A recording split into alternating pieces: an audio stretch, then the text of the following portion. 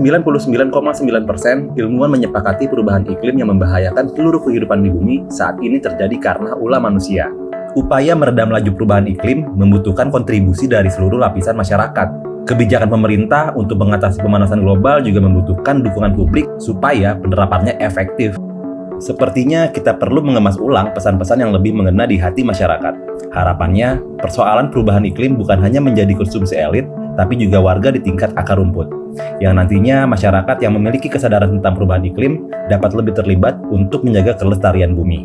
Beberapa peneliti kajian Islam berpendapat di Indonesia para penceramah agama Islam berperan sangat strategis untuk menyebarkan pesan-pesan tentang perubahan iklim, sebab mayoritas penduduk tanah air beragama Islam. Sebagian besar diantaranya pun menempatkan ulama sebagai salah satu tokoh yang dapat dipercaya. Kita bisa menyampaikan pesan perubahan iklim secara reguler dan lebih tepat sasaran. Salah satu momen yang pas adalah dalam sholat Jumat, ketika umat muslim berkumpul untuk mendengarkan khutbah dari penceramah. Potensi ini bukanlah pepesan kosong belaka.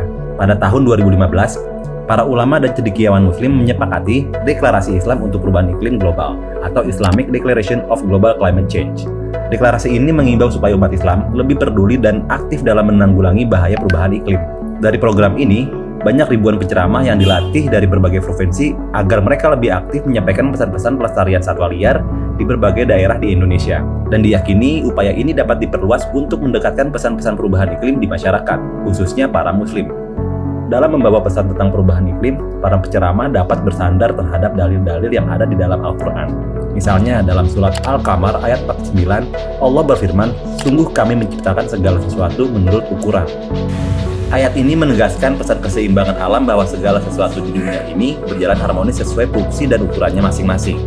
Rukun iman yang menjadi landasan akidah Islam juga menekankan kepercayaan manusia terhadap qadar, yaitu suatu hal yang bisa diartikan sebagai ketentuan.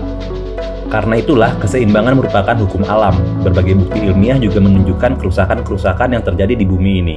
Mulai dari kebakaran hutan, memutihnya terumbu karang, dan cuaca ekstrim adalah akibat dari keseimbangan yang terganggu.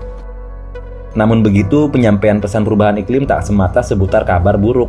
Untuk memelihara harapan di tengah-tengah masyarakat, para penceramah dapat memantik umat Islam untuk bahu-membahu mengatasi perubahan iklim.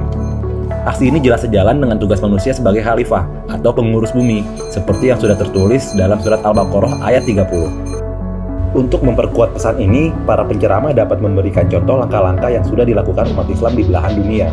Upaya dari lembaga pesantren di Indonesia melestarikan lingkungan, ataupun inisiatif hijau lainnya yang ditempuh oleh masyarakat di lingkungan terdekat mereka.